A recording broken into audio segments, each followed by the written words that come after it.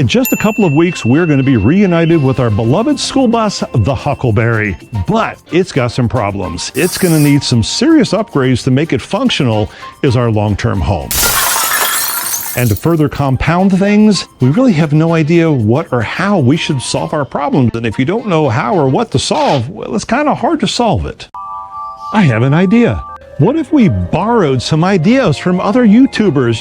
Look at what they did, following their footsteps. What could go wrong following random strangers on the internet? Subscribe for more videos. Yeah, our bus has some issues, but only in the living room, the dining room, the kitchen, the bathroom, the old storage in general, the outside kitchen, and yeah, there's a lot of problems with it. And while Nikki and I have a lot of really good ideas how to solve said problems, we're still a very long away from actually making any decisions. So today we're going to take a look at what some other people have done to see what works and to see what probably won't. Because who knows, maybe we'll actually be able to solve our kitchen issues. Maybe. Let's get started. It's Alexa. This is my bus, Lady Lavender. I'm Amber. This is Eli. And this is Magnolia, the parish Skoolie. I bought this school bus almost 3 years ago. It's a 1983 International. I thought I could convert it in 3 months, but it ended up taking me almost 3 years. No, I don't have 3 years extra to spend on this, but I do love the bus. So I did everything as cheaply as I could for this bus. I'm really frugal. So this is just like a string from a pair of pajamas that I can hang my paper towel rolls. Up here, this was also recycled wood that was given to me. I bought this at a thrift store. It was 80 bucks and I converted it to my sink and range station. I painted it white and roughed it up because I really like that look. Our ceiling is refurbished siding from a 1930s house. I spent about a week denailing it and then planing it. We spent probably another week putting it up. Now, for those not in the know, there are basically two types of bus builds. There's your DIY, and there's your what I call the model home. Now, one is not better than the other. It's all about, well, your personal preferences, your personal taste, your personal desires. Now, we are definitely in the DIY camp because to us, it's more important to use a thing than to obsess about building a thing. But then, that's just us. But that rush to get on the road can sometimes lead to problems. Take our kitchen, for instance. We found a whole bunch of old barn wood that was literally wood inside of a barn, and it was all textured and warped. And now it's our kitchen counter, propped up on PVC pipes that are pretending to be chrome legs. Storage, well, it's just a whole bunch of old boxes sitting on top of each other filled with things, and it doesn't work. But that's our kitchen. And frankly, we need better. I built the kitchen cabinets out of birch plywood. Then I used pine for the cabinet doors and the drawer fronts. The countertop is made out of a maple slab. The planter box I made out of cedar, and it also has drainage built in that goes directly into the gray water tank. There's a propane range. The sink is actually a beverage tub that I got on Amazon. I drilled a hole for the drain and then I hammered the bottom out so that it's sloped. Speaking of custom cabinets, so these cabinets for the counter I built myself, and so it's all one piece, so to speak. And what's cool about building custom cabinets for a bus is you can build them around the wheel humps and really make sure to utilize every last bit of space. So I did shelves in the front with doors that go all the way to the top. I made the countertop about 2 inches taller than regular to accommodate things like a big drawer under the stove, the water heater under a deep sink, and really to maximize for space, because this is the entire kitchen in this bus. It's a small bus, and if you want to have everything you need to travel full time without making too many compromises, then you really got to pay attention to where your storage is. Amen. Storage is key. Right now, when we want to get to anything in the kitchen, we have to pull back a curtain, dig through a whole bunch of boxes, and try to find what the hell we're looking for. It usually doesn't work. I'm just going to wait till the wind stops. Maybe that'll actually help. But having traditional doors and drawers just really doesn't work for us. It's a very narrow space. So if you had pull-out drawers, you pull them out. Well, you can't stand in front of them. You got to stand to the side. Yeah, I know, second world problems. But it's not what we want. It's not how two people can comfortably live in that little teeny space. And besides, building out those doors and drawers, that's just a little bit outside of my carpentry skills. Hey, real quick, I need to do a very quick shout out because I had a problem and one of my patrons came in and saved the day. I'm not at the bus yet. The bus is still halfway across. Actually, it's all the way across the country. It's really hard to make a video about bus life when you're not in said bus. So I threw it out there for my patrons and Mark came back and said, well, why don't you do a reaction video? Here, I'll let you read what he put. And so, yeah, I read that and I said, that is an excellent idea. So, Mark, thank you from the bottom of my heart for saving my creative soul. I couldn't have come up with that one myself. And a very deep thank you to all of you YouTube creators out there whose videos I borrowed with or without permission. Actually, it was probably without permission. I love your builds. I love your creativity. I love your channels. Everybody who's watching, all the links are down below to all of the videos that we've been looking at. Go give them some love. Go see their entire bus builds. You're going to see some wonderful creative people. So to all of you who have already tread before us and have given me some fairly good ideas, I thank you much. So I picked a big sink so I can wash clothes and fit our big pots in it. I just didn't want to wash a pot inside a bowl that was smaller than it. And we've got a lot of big pots to cook like gumbo and jambalaya and etouffees. So they're big dishes. I think we've got about 8 feet of storage on top. We've got medicine and laundry detergent, bowls and plates and spices. We got lucky with the RV we demolished. We got a 4-burner propane stove. I would recommend it though because there's a couple of people, that have induction and they don't like it because you can't cook if there's no sun. We too built our entire kitchen around a single sink, a 12-inch deep single sink. So we understand that. But those overhead cabinets with the lift-up doors, they're just not going to work for us. That's a really hard space in any bus to build because of the curves and it's just a really, really difficult problem to solve. Now, we did have those flip-up cabinets in an RV that we used to live in.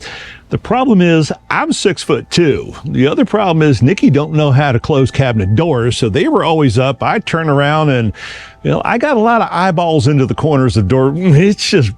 It wasn't a good situation. It was such an ungood situation that I actually, in a huff, got a bunch of tools, took all of the little plungers and stoppers and everything apart so that nothing could be held up. And that's how I saved our marriage and my eyeballs. Now, as far as cooking, we do currently have a single propane burner. It's in a drawer that comes out to kind of keep it out of the way, but we're going to get rid of it. We are not going to have any propane inside of the bus, inside of the kitchen at least.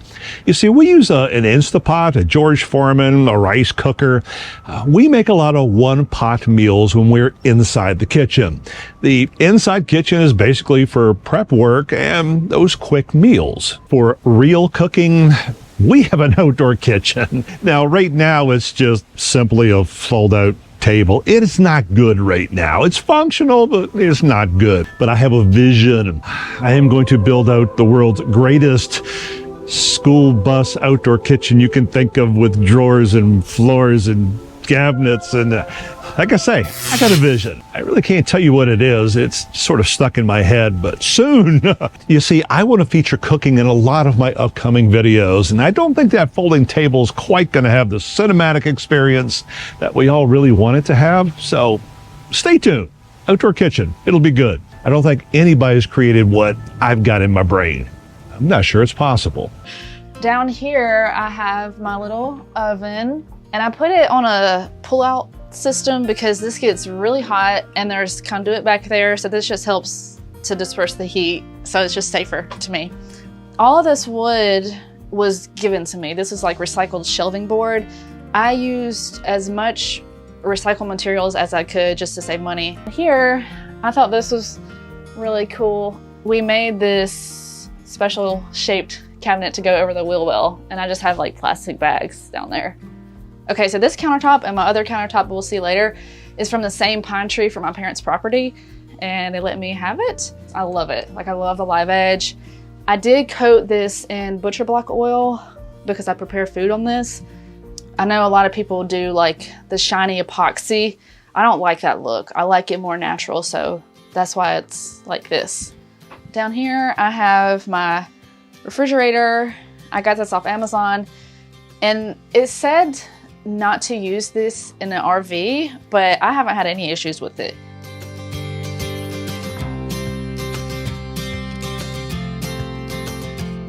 Now, we really love her ideas of recycling and reclaiming. In fact, it was kind of the basis for everything we did in the bus. We didn't want to buy anything or build anything really if we could reuse things, and we still want to do that to a large degree. But the kitchen's just not working right now. We want to find a real carpenter. There's a space between the current kitchen counter and the back of the driver's seat that, well, currently it is not really being used effectively. We want to put a built-in cabinet there so that our oven and our coffee maker and a lot of the things that we use on a daily basis can live there, maybe with slide-out drawers like she has, but something that we can drive in that won't go flying into the bus, but still is much more easily accessible. Like I say, we need a carpenter for that. We want to extend that with shelves underneath of that counter, even if we have to get rid of my nasty PVC legs. But we don't want doors and drawers, like I said. I think what we want to do is have labeled boxes, decorative boxes that we can slide in and out, sort of poor man's drawers, if you will.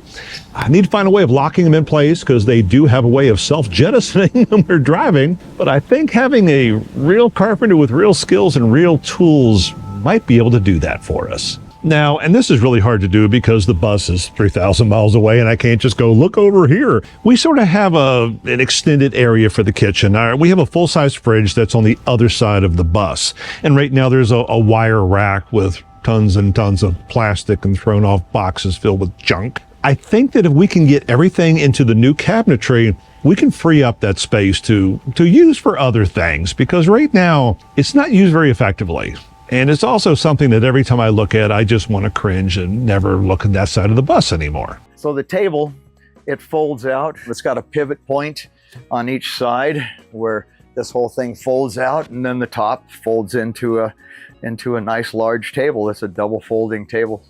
And that all sits behind the couch. That's it back in there. That table, it really works nice in this space and feeds a lot of people and makes a lot of people happy at the same time. One of the neat things about the living room is the couch area. This couch folds out, pulls out into a full-size bed. There's 4 500-pound glides under here and more storage underneath. Our living area sucks. Right now, it's just a futon, and we got 2 very, very small, I don't even want to call them TV dinner trays. They're not that big. That's what we eat off of. When we want to do work, we put our laptops on our lap. So like I say, it's kind of basic. It kind of works. Well, it kind of doesn't, because it really kind of sucks.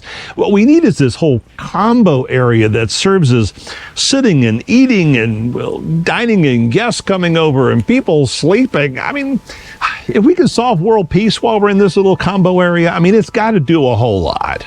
And it needs to do it all in a space that's about 6 feet long and about 2.5 feet wide. Not asking for much. I made the desk out of a piano I got for free on Craigslist. I felt a little sacrilegious tearing apart an old Baldwin, but she's getting a new life, I guess, and she'll still be making music with that keyboard inside her. The TV comes out the back so I can put it away when I'm not using it. And there's also a Wi-Fi router and a subwoofer inside of it too. I kind of jammed all the electronics in there. Nicely jammed. I mean, they fit.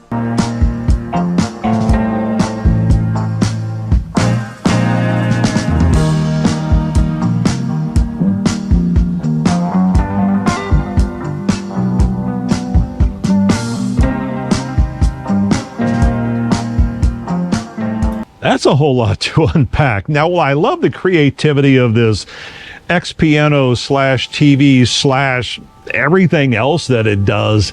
It's not really for us. You see, we don't even have a TV. We're not going to have a TV. If we want to watch something, we fire up a laptop or a tablet. You'll usually probably find us reading instead. So, love your creativity. Don't think we can use that idea. But as far as seating, I do like that idea, that sofa that has the big table that comes over the top. I mean, it had room. It had room to work. It had room to dine. But that really kills your space in your bus. And it prevents people from getting in and out of the bus. If we were to have a place to sit and a big table that came down in the middle, nobody would be leaving. You could not get past that unless you walked over the sofa to get to the front door. And I think if you tried to lift that thing up, everything on it would... I don't think it's a solution for the way our bus is currently designed. So I think maybe he's kind of onto something, but not that. Seating and dining in this bus. There is a bench with some of the Lagoon table mounts. These are cool table mounts. They swing out and pivot. They're not as awesome as I want them to be with raising and lowering, but they definitely serve their purpose, and they allow for this bench to be really a cozy bench to sit at, and you can push the tables out of the way if you don't want to use them. As well as there is storage underneath and a diesel heater hidden under there. So, nice cute little sitting area in a tiny bus. I also don't really like her living room setup, at least the part where you sit, but those tables are actually pretty cool. We've been looking at them. They are very flexible. They go up and down, they spin around, and if you need to move them back to, I don't know, leave the bus, you don't have to take everything off of them to move the table, so maybe incorporating that somehow. Now, if you've ever been in any RV, they have these built-in dinette areas, which serve as a place to eat, a place to work, and you can convert them into a bed very easily. What I'm thinking we might need is something similar, only with much better comfortable seating, and also maybe something the size of a day bed. We don't need to put 12 people around the table. It's just usually Nikki and I. Or something similar, so maybe there's not a table in the middle and it's always a day bed, and the tables like we just saw in that video kind of move in and out, and then you have a place for people to sleep. I think it's a good idea. I think there's possibility and inspiration there. So yep, another giant question mark. It's a gooey idea in my head, but I really haven't seen a video yet that truly has what we're looking for. If you've seen a video somewhere, somehow, or if you even have one of your own, then send me links, put them down in the comments below, share, let's talk about it, because I have an idea, but I'm not sure it could possibly be done, and I would really love to find somebody who solved this for me so I don't have to hurt myself thinking anymore. So this is the bathroom. Yeah, we've put a lot of thought into the bathroom because it is such a small space. You want to do what makes you the most comfortable. To us, making a shower that had enough height for both of us, it's great. We have a shower head that's adjustable in height. We can move that up and down or take it off. It's pretty efficient. Our shower situation is unusual. We don't like the idea of dedicating so much space to doing a single thing or function. And a shower, which is only a shower, takes up a lot of space in a bus. Now, a lot of folks do what's called a wet shower. It's basically a room that does everything. Your toilet's in there, your shower's in there, your sink's in there, everything is in there, and everything can get wet. Hence, a wet bathroom. Next to the fridge, I tucked the toilet in, and I'll show you how that works, but it basically takes the space that would have been dead space under the counter next to the fridge, and it uses that for the compost toilet, so that when you walk into this bathroom, you have a full shower, and then the toilet's tucked over here with some shelving, so it's a full waterproof wet bath, but you have a niche where you can still store dry goods like toilet paper, because the shower's coming this way. The bathroom's kind of an all-in-one situation. You got the shower on one side and then the toilet on the other. It's a composting toilet, so I don't have to deal with a black water tank. There's an instant hot water heater that runs off the propane. I did a feather finish concrete on the walls and then a pebble floor.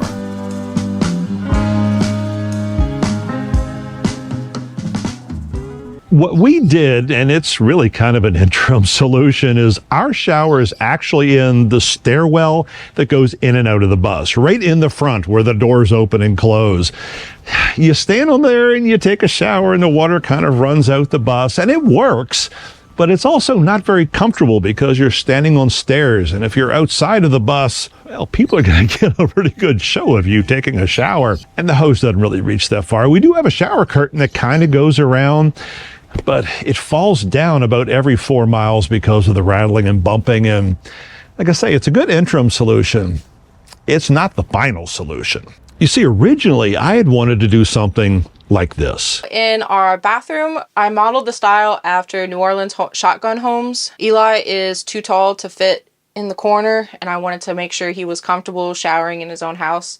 So we have to walk through the shower to get to the bedroom, and around this corner is our toilet. We have a composting toilet. We used the Johnny Compost 3D printed kit really cost effective. Eli did the bulk work, which was the studs and the concrete board, and then he let me fly with the red guard and the tile. I had no budget for the bathroom. I wanted it to be as pretty as possible, so I just went all out. We did real tile, we did glass tile, we did stone floor, we did epoxy grout, exposed copper, a detachable head.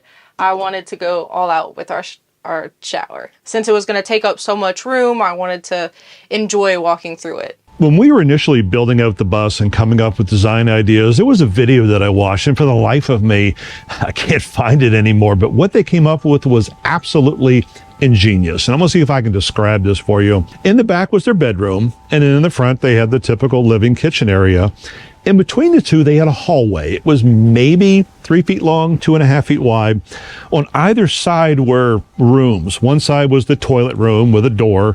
The other side was storage. And so in that narrow hallway that you walk through to get to the back, that was their shower. It had a shower pan in the bottom, and water just ran down through the bottom of the bus. They had little shower curtains that you can draw on each end. The walls were obviously waterproof, but all of a sudden you're checking off the box of multi-use. It's a hallway, it's access to storage and access to the toilet. It's also a shower.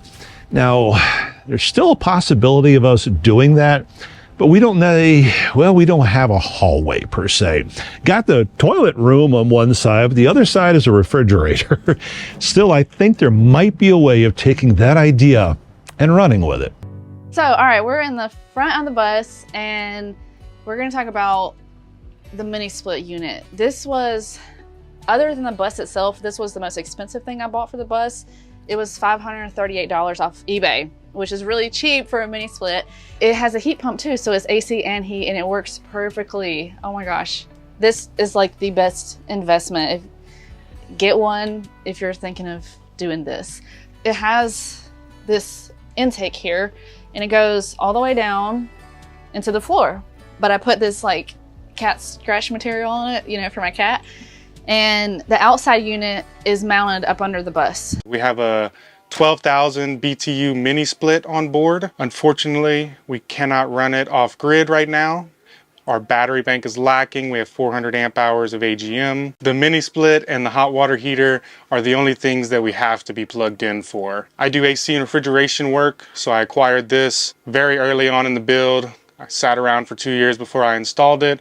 We hung the outside unit underneath the bus, covered it in expanded metal, and it has worked really good so far. This is a big one for us, air conditioning, and we are considering a mini split, but we also have a 30-foot long bus. It takes a lot to cool a 30-foot long bus. We really can't put one in the front because in the bedroom won't be chill at all. So if we do install one, it's going to have to be in the back where we sleep. I also don't think we have enough battery power on board to actually drive a mini split for any appreciable amount of time. What we currently have is pretty damn basic.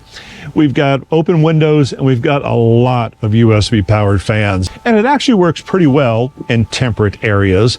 We do also have one of those little air conditioning units that sits on the floor and a hose goes out the window, only our hose goes out the side of the bus. It's sitting right in the middle next to the refrigerator, but there's no way that could cool any part of the bus at all. It's just kind of useless and taking up space right now. So what do we do about heating and cooling then? Well, the heating I think we kind of have covered. One is we don't go to places that are cold. We do have a diesel heater. It's back in the bedroom, and it works really, really well. We don't use it at night because we're a little paranoid, and because even on the setting of 1, it will run you out of there. So I typically don't like sleeping with heat. Nikki has an electric blanket, which does perfectly fine for a cool winter nights. And it's also my job to wake up first in the morning and turn the diesel heater on so that the room's all nice and toasty when she comes out of her cocoon.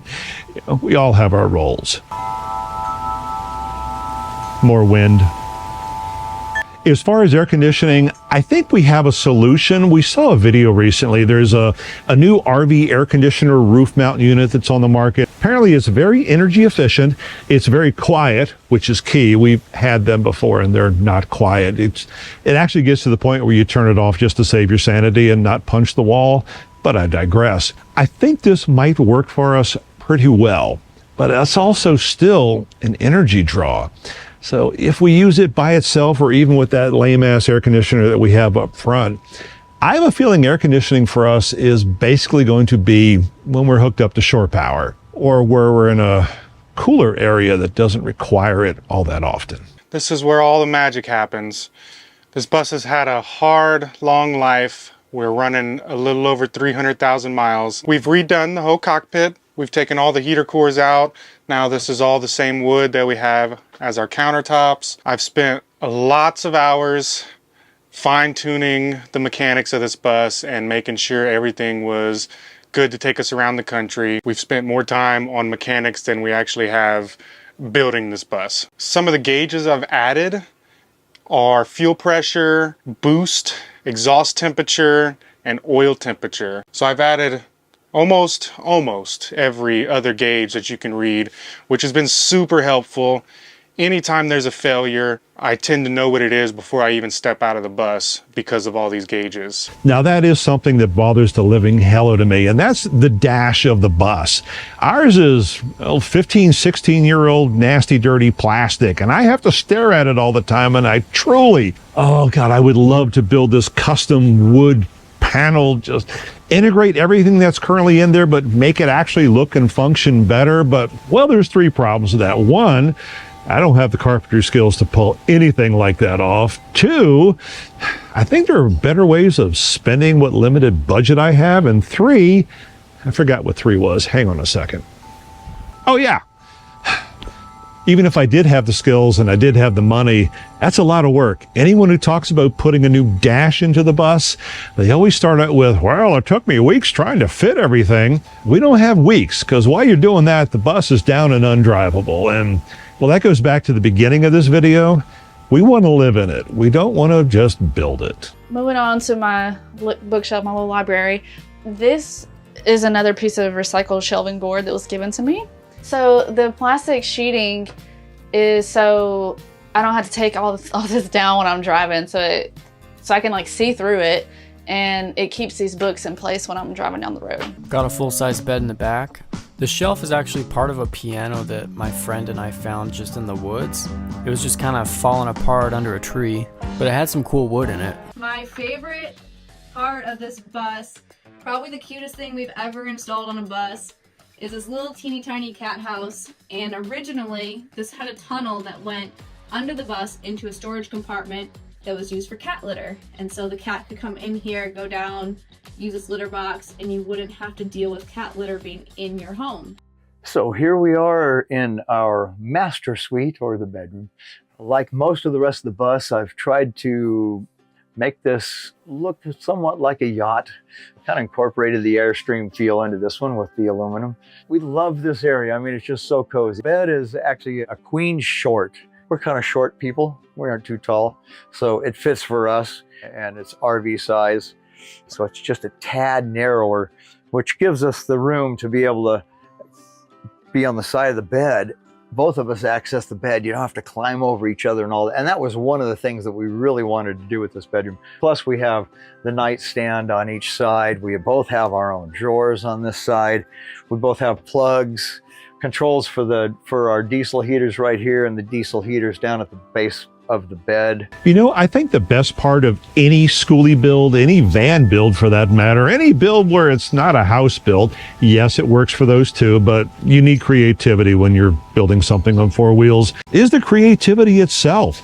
I mean, whether it's a sheet of clear plastic that you put up to keep things from falling off your shelf, or some other custom idea, just the innovation and the ingenuity that it takes to come up with some truly wonderful ideas. I think that's the absolute best part.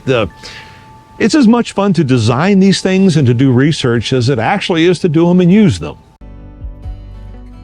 Right now I'm a full-time artist, and I work, there is a studio in downtown Frostproof, Florida Wildflower Studios. It's a great community of artists, and on Wednesdays I'm in charge of the youth art class. I have my art displayed there. I have a little studio space where I can paint. And so, yeah, my current goals is to start doing art festivals and selling my art and yeah, just being who I am, which is an artist. It's been a lot of work, but I'm happy to finally be living in this. Gonna do some traveling and enjoy it.